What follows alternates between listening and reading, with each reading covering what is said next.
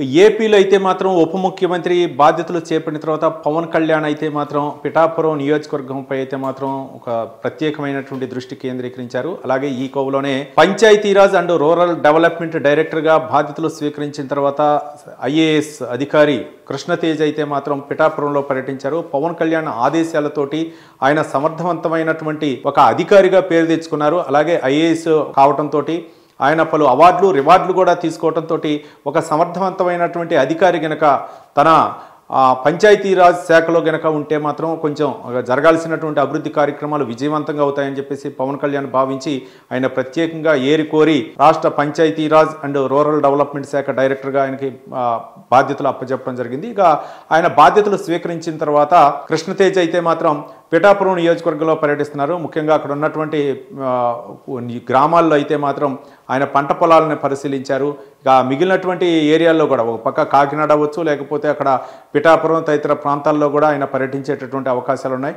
ముందుగా పవన్ కళ్యాణ్ గతంలో ఇచ్చినటువంటి హామీలు ఏవైతే ఉన్నాయో గ్రామాల్లో మురుగునీటి వ్యవస్థ అవ్వచ్చు, లేకపోతే మంచినీరు, అలాగే డ్రైనేజ్ ఫెసిలిటీ అలాగే ఇవన్నీ కూడా ఏర్పాటు చేయాల్సినటువంటి అవసరం ఉంది, మౌలిక వసతులు కల్పించాల్సినటువంటి అవసరం ఉందని చెప్పేసి పవన్ కళ్యాణ్ గతంలో చెప్పడం జరిగింది. అలాగే కృష్ణతేజ ఒక సమర్థవంతమైనటువంటి అధికారిగా పేరు తెచ్చుకున్నటువంటి నేపథ్యంలో కృష్ణతేజ కొన్నటువంటి అనుభవం అవ్వచ్చు, లేకపోతే ఆయన గతంలో చేసినటువంటి అభివృద్ధి కార్యక్రమాల్లో ఆయన అధికారులను ఏ విధంగా ఉరుకులు పెరుగులు పెట్టించి అభివృద్ధి కార్యక్రమాలు ఏ విధంగా చేశారో అవన్నీ కూడా దృష్టిలో ఉంచుకొని పవన్ కళ్యాణ్ ఒక సమర్థవంతమైనటువంటి ఐఏఎస్ అధికారి నాకు కావాలి అని చెప్పేసి పవన్ కళ్యాణ్ కోరిక మేరకే కృష్ణతేజను అయితే మాత్రం ఒక ప్రత్యేకంగా పంచాయతీరాజ్ అండ్ రూరల్ డెవలప్మెంట్ డైరెక్టర్గా నియమించడం జరిగింది.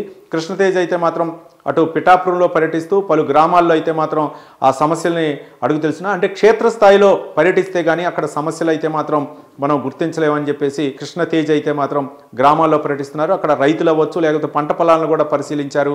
మరోపక్క మిగిలినటువంటి గ్రామాలను కూడా సందర్శించాల్సి ఉన్న నేపథ్యంలో అలాగే ఒక పక్క ఎన్జీఎస్ పథకాలు ఏవైతే ఉన్నాయో అవి అవ్వచ్చు, లేకపోతే మంచినీటి వ్యవస్థ అవ్వచ్చు, వీటన్నిటినీ కూడా ఒక ప్రజలకు అందించే విధంగా గతంలో పవన్ కళ్యాణ్ హామీ మేరకు అక్కడ ఉన్నటువంటి పిఠాపురం అవ్వచ్చు, మిగిలినటువంటి గ్రామాల్లో కూడా ఆయన అయితే మాత్రం ఆ యొక్క అభివృద్ధి కార్యక్రమాలను అయితే మాత్రం ప్రజలకు చేరువ చేయాల్సినటువంటి అవసరం ఉన్న నేపథ్యంలో కృష్ణతేజ్ అయితే మాత్రం ఆ గ్రామాల్లో సందర్శిస్తూ ప్రజల యొక్క సమస్యల్ని అడిగి తెలుసుకుంటున్నారు. ముఖ్యంగా ఆ డ్రైనేజీ వ్యవస్థ ఏ విధంగా ఉంది, అలాగే వర్షాలకి ఏ విధంగా పంటలు దెబ్బతిన్నాయి, మరోపక్క గ్రామాల్లో రోడ్ల వ్యవస్థ ఏ విధంగా ఉంది, మరోపక్క మంచినీటి వ్యవస్థ ఏ విధంగా ఉంది అనే విధంగా కూడా ప్రజల్లో అడిగి అభిప్రాయాలు అయితే మాత్రం సేకరించుకుంటున్నారు. అక్కడ గ్రామాల నుంచి కూడా ప్రజలు వచ్చి కృష్ణతేజ్కి అయితే మాత్రం స్వాగతం పలికారు. అక్కడ కలెక్టర్ అవ్వచ్చు, అలాగే జాయింట్ కలెక్టర్ వీళ్ళందరూ కూడా కృష్ణతేజ్కి అయితే మాత్రం స్వాగతం పలికి అక్కడ జరుగుతున్నటువంటి కార్యక్రమాలు అవ్వచ్చు, లేకపోతే ఏ విధంగా ప్రజలకి